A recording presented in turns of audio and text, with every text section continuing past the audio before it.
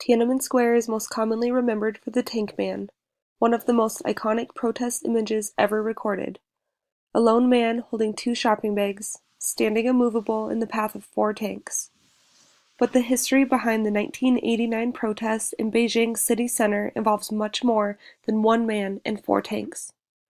After weeks of peaceful protests against the corruption inside the Chinese government, tens of thousands of armed troops and hundreds of military vehicles were sent into the city square to enforce martial law and clear the streets of demonstrators. They fired automatic weapons into groups of tens of thousands of demonstrators, mostly college students. Some protesters lost their lives when armored trucks ran them over.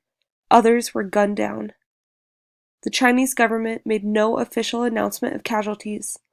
Bodies were cleared away by bulldozers for incineration, and blood was hosed into the gutters.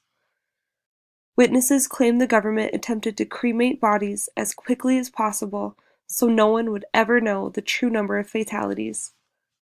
Immediately after the military crackdown, Chinese authorities began to hunt down those involved in the demonstrations.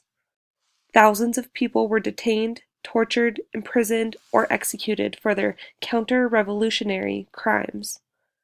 Although the Chinese government has never officially announced the total number of casualties, the Red Cross reported that about 2,700 people had been killed on the morning of June 4th. Some have claimed the death toll was over 10,000. The Tiananmen Square massacre remains a controversial topic in China, an official taboo. There are no memorials for those who lost their lives. In fact, authorities have banned all mention of the protest, even today.